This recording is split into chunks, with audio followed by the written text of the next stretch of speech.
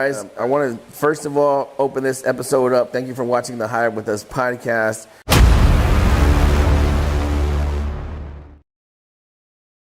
I want to thank Daniel Martinez for his accomplishments in making the podcast, suggesting the podcast, enforcing the podcast, and not quitting, making me do it. Freaking amazing job. The podcast has led to connections, capital, loans, private lenders, baller stuff, notoriety, fame and fortune. Student wins, stranger wins, crazy stuff, man. So, dude, thank you for one. Congratulations for two. Yeah, dude, what a shining superstar, man. Because I thought in my mind, like, I'm the business person. I make cash. I can close. I can sell. I don't need that. I don't need no mother effing podcast. And now the podcast is like, damn, the podcast done kicked my business's ass. Thank you. I appreciate that. Thank you, man.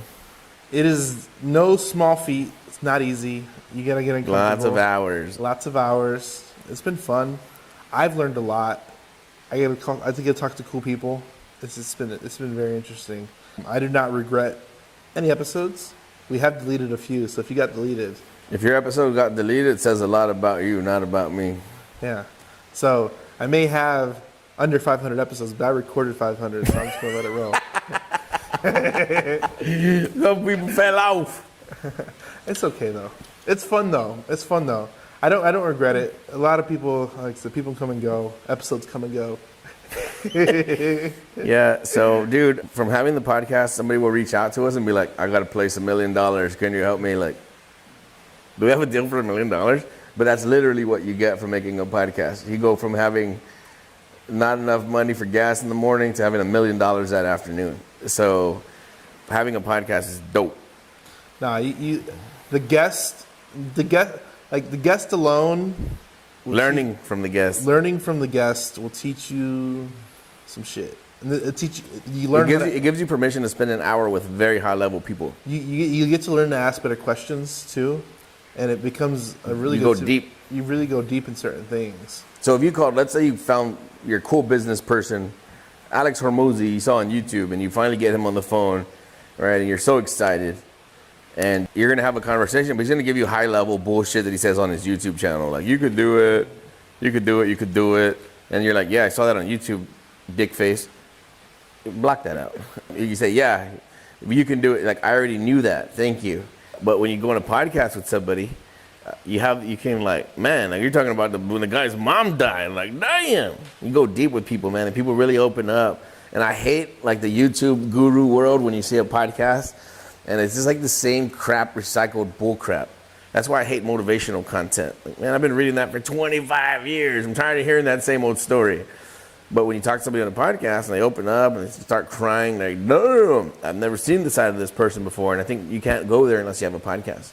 What's funny is I get guests on, and if you ever done podcasting before, if you're interested in how it works, a lot of the guests they'll send you like a PDF of who they are, what they do, what they want you to kind of frame. Here's my bio. Here's how to frame the conversation.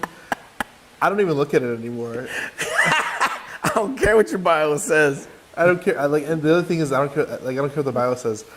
Usually, I'm gonna extract something that's not even there, and then I'll have guys like, I had a guy. There's an episode out there, maybe within the last 100. I don't remember, but he's like, I've done so many podcasts.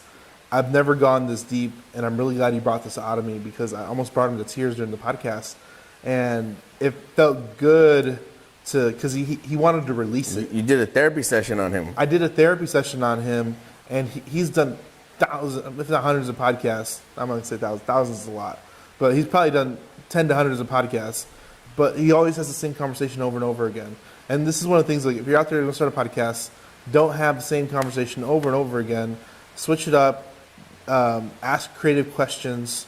And go deep into randomest things. Like, a lot of people like, oh, my podcast, it's not a land podcast. Like, I don't. Like, this is a land podcast. We talk about land, yes we do, because that's what we do. And we're the best in the game. But we like business. You have to be a regular person too. Business, life. This all pertains. It all pertains to life balance, business balance, failures, depression, suicide, bankruptcy. I like to talk about the conversations that nobody else is talking about, right? If you watch only Fox News or you watch only CNN, there's a pretty good chance you're a dummy. You can write the script. Yeah, Fox News starts off, stay tuned till we talk about the good thing or the bad thing at 8:45. So and it's 8 o'clock. CNN only has bad news, right? Yeah. And how much they hate the right. But, going through life as a business person, no matter if you live in a red state or a blue state, no matter what asset classes you invest in, there's a lot of other things that make you a good land investor, makes you a good business person, right? Part of it's being a good person, right? Like I'm Catholic, I believe in Christian faith, and it's like whatever label you want to give that, like, oh, those guys think they know it all, like, it just makes me want to be a good person. I'm sorry. So we make sure every deal we get into, nobody loses, nobody gets hurt, there's no scoundrelism. This is like the best positive, like everybody's going to have to win to make this deal work. So just who you are as a person, it all pertains. You could be the greatest businessman out there, but terrible father and a terrible husband. And that's not, you need to be well-rounded in all those things. Yeah. So we talk about everything. Yeah. Somebody commented that, like, oh, another podcast that's not about land. Great. But like, man, I guess you missed it then. Because when you call the 85-year-old man and you want to buy his $12 million ranch, you better have some game. You better be a good person. You better be well-rounded. You better have some connections. So like the podcast is the roadmap how to do these deals. You're no longer having it's a mindset, bro. It's a mindset conversation. You don't go to a seller and ask them about, hey, can you sign this contract? Do you know everything you're reading and writing? You're never gonna get that deal. You go there and have a conversation about life and tribulations and struggles, and that's when you get a deal. Yeah. It's not about how big or how best the salesmen are. Even the best salesmen know you don't even talk about the deal. Did I ever tell you why I hate sales training? How? Why? Because sales is hacking into a people's brain, right? Yeah. So like you're hacking into a person's mind. That's what sales is. It literally sells. Like you go in there, they're like, I don't want to buy this. Now you do. Thank you. And then they just buy it, right? Pay here. You shouldn't always use that. It's not a good tool to have sometimes, right? Because you almost learn how to manipulate people. And you don't need to close everybody. Yeah. The last thing you want to do is take some private money from somebody. Hey, I'll lend you guys $5 million, but they're an a-hole. You don't want that $5 million. You don't want to take a seller finance ranch for $10 million if the guy's an a-hole, the seller. You don't want to deal with that guy. You don't want to sell a car. You don't want to sell a guy a car where the payment's $700 and the dude makes $2,000 a month. Like, he can't afford to pay his rent and get the car. Not a cool move, knowing that you could make somebody make a terrible decision and you facilitate it. Terrible business move, terrible life move, terrible karma move. It's just not a good way to live. Yeah, a lot of people. I don't know how they sleep at night doing that. So something about this, 500 episodes, man, I would tell you that, for one, like I said, I feel like I'm a pretty good person. I don't want to do anybody harm. I'm just going to live my life. I'd rather just be broke than hurt people. But something that we learned from the podcast is learning from a lot of different levels of people, different energy of people. These people are at different stages. Somebody is very giving if they spend an hour with us to hang out with us on the podcast. So even you watching this for an hour, massively, massively appreciate it. One of our podcast watchers became one of our students for the high ticket, paid $25,000 for training. And we're not really offering private coaching no more, so I'm not pitching it. But this guy paid us $25,000 to teach him. And I just learned something today about him that was fascinating that I didn't know before. And we had a moment, man. So people that watch the content, we really do become really good friends with them and have good energy. But yeah, you don't have to close everybody on being your friend or being your business partner and lending you money. You should not be able to close 100% of the people that come across your way. And if somebody's trying to close 100% of the people, they're probably doing it with the wrong intent. It's messy. It gets messy because, let's say 50% of those people, you should never close them on lending you $10 million. Never should have closed them on seller financing you a ranch because it leads to bad things, man. But I think podcasting has helped me understand that, and we've gone really deep with very successful people. We interviewed a guy that's running a $50 billion with a B dollar fund, and he taught us a lot of cool stuff, man, and it made me view the world differently. So yeah, you get a different perspective, and I think wisdom and conversation with the right people kind of opens your perspective to the way the world really works, or at least in their position how they think it works. So you kind of get, as long as you're open-minded and willing to have a conversation, you can have that. So a lot of people ask, how do you get to 100 episodes? You just do it. How do you get to 2? You just do it. How to get to 3, do it. And we're here at 5. I don't know when I'll stop doing this. I enjoy it. I've come to enjoy this. So there's no quick way to podcasting. It's a long-term game. I think Joe Rogan's got like 3,000 episodes or something like that he's been doing for 20 years. And we knocked that shit out like in a year. But it's not even a competition, though. We're just doing it just to do it. There's no point in it. We're just doing it. I think when I first started it, I wanted to get to 100 because I think 100 was like a big threshold. Because most podcasts never. We're at 500 now. Yeah, most podcasts don't make it to 10. Crazy. And then the other thing about it was like I wanted to make sure I was doing it consistently, and then like there was a point where it was no longer a task. It was like it was in my schedule. I had made time for it. I enjoyed doing it, and I enjoyed the conversation because you don't know where it's going to lead you. And I've never listened to another one of my podcasts over a second time. You've never listened to it? No. I literally I have this conversation once, and I'll never listen to it again. I think I've listened to a couple, man. I go back, like the happiness talk, like every now and then I'll hit play, and there's a lot of good stuff in there, man. I'm like, this is a good podcast. But it's one of those things where, like, I feel like when you do stuff like this, you capture a block of time today, right now, in history, that if you want to look back at it, you can, but it's always there. You preserved yourself. Maybe you're an old man and you'll binge watch the channel. Maybe. I don't know. Maybe. Yeah. But, like, you're like, oh, man, a young kid was an idiot, you know? That kid thought he knew it all. Yeah, he knew what I knew now. Yeah, exactly. But, like, it's one of those things where, like, man, I hope my grandkids watch this. If you're my grandkids, I don't know your names yet, but it's nice to know you, man. I hope you learn. Like, this is one of the things where, like, I feel like it's legacy. This is legacy in the making. If you're not doing a channel or recording yourself, you're doing a disservice to humanity. Record what you're doing, put it out there. You never know who you're going to help. But yeah, man, I would say I'm very proud of us, and not in a prideful way because neither one of us are prideful people. Yeah. But I'm really proud of how far we've come and what we've accomplished and what we've done for other people. So I can say that. I want to make another point. Oh, so we did videos called The Future of the Hive Mind, and we recorded what was going to happen. Ooh. And also, I had a call with my friend Sean Ailey, and I told him what I was going to do in the real estate world before I did my first deal, probably before I sent out my first piece of marketing content for real estate. Yeah.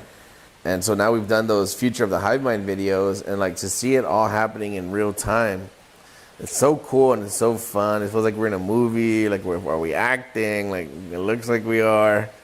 But everything is coming to fruition exactly like we had visions of being a bank, being a credit union, being a lender, being a debtor, being a land bearer and a developer, and it's all coming to fruition in real time. But we recorded the videos saying what was going to happen. I showed my kids episode 1, and they're freaking out. They're like, what? You want to make a prediction? What the future is? Yeah. So we're going to add to that, maybe a little bit into episode 500. I think we sprinkled a little bit into like every 100th episode. So I think this is the opportunity, episode 500. Let's throw a little bit of spice into the future. You want to see the future? All right, go ahead. I don't know what the structure is going to be, right? But I'm going to say we're a bank. Probably, I don't know if a bank in the traditional sense. Maybe it's a credit union. It's operating as a bank. I don't know what it is. We don't have to follow the regulation. But you want to go buy a wrench, and you need to go somewhere to get a loan. You go to the Bank of the Hive Mind, and you go get your land. Whatever you're going to use it for. Residential, commercial, doesn't matter. So we're going to be an institution, a lending institution. I think it's a bank. I just don't know what banking means. I think the term of bank usually is federally regulated, but we can operate as the same operation. Kind of like a similar structure, like similar an structure institution. as a bank, but we're not actually a bank. I posted that in the Facebook group. I was like, hey, if you still believe in the hive mind, hit me up, and I'll tell you how we're going to become an institution. And Clint Turner messaged me like, what do you mean institution? Like, I don't know either. But I know that we're going to be a lending source for capital for people that want to buy and develop land. People can park their money with us like you could park it into a bank, right? We will fund your subdivide right now. We'll fund your subdivide. We'll buy your subdivide. We'll buy your entitled neighborhoods. We just want rock bottom price. Like, don't bullshit us. We know what stuff goes for, but we can pretty much fund any project that makes sense. Don't call us and ask us for $40 million. We're not going to put $40 million into your stupid deal. We'll put $1 million or $2 million or 500,000. Don't send us stuff 100,000 an acre. Yeah, if you send me something that's 100,000, 700,000 an acre in Tennessee. That takes the cap. Stop. Don't call me with that phone call, man. Don't annoy us.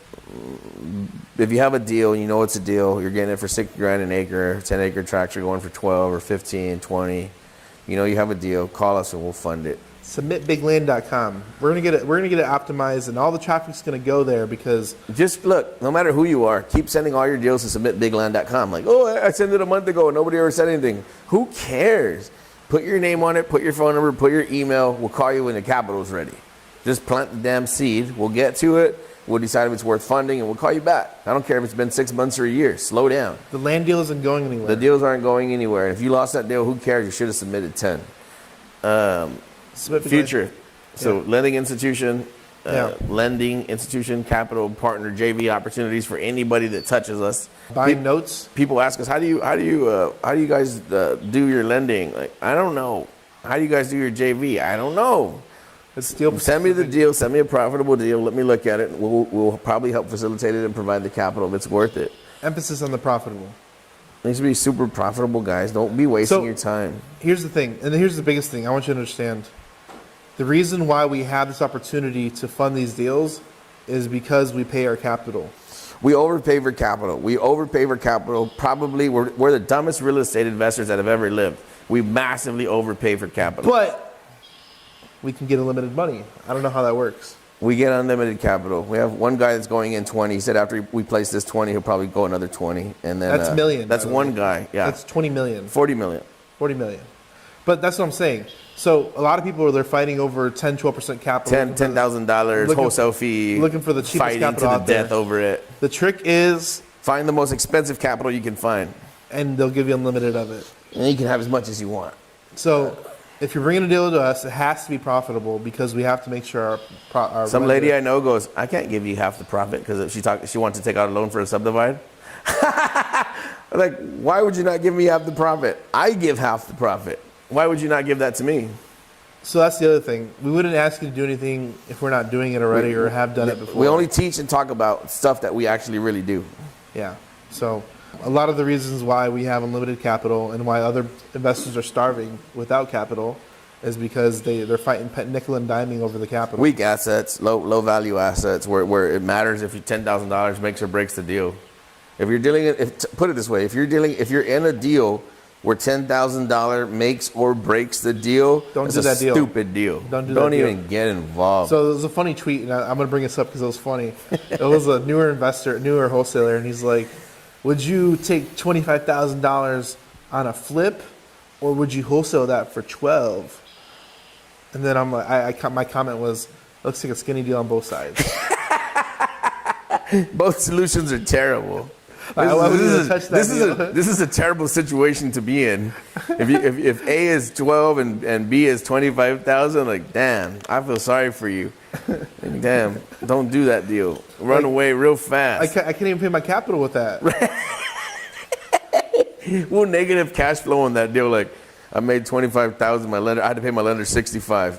What? Why? And we just overpaid capital. I'm negative 45,000 on this deal. I don't know how it works, but if you're struggling to get capital, I'm telling you, find a way to produce good ROI, find good deals, and overpay them. I'm going to reiterate. So here's what we do. Yeah. Do we ever lowball sellers for the sake of being a lowball? No. We overpay sellers whenever possible. Overpay 110% of value. I want them to like me. Because I can negotiate good terms and it'll still a deal. So we talk about this in our happiness talk, manufacturing happiness. You have to overproduce in yourself and then you can share it.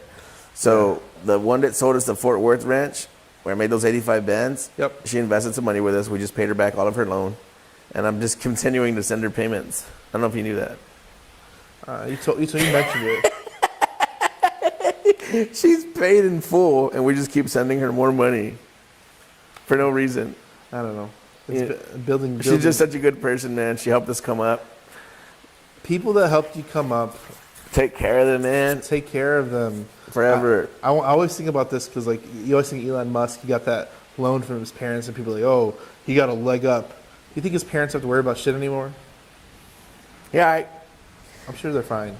So if you overgive, amazing things happen in your life, and you can't live like that unless you're having an amazing business life. Yeah. And our secret to success has been sharing it with people, with strangers. It's been the biggest thing, the biggest, most rewarding thing we've ever done. We made $40,000 on like 3 text messages. So 30. Huh? It was 30.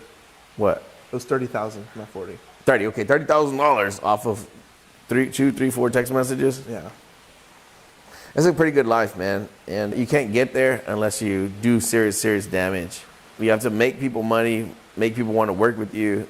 You gotta be likable. People are they're so defensive about their business that they like build a wall around themselves. And we've made a business out of making allies and friends.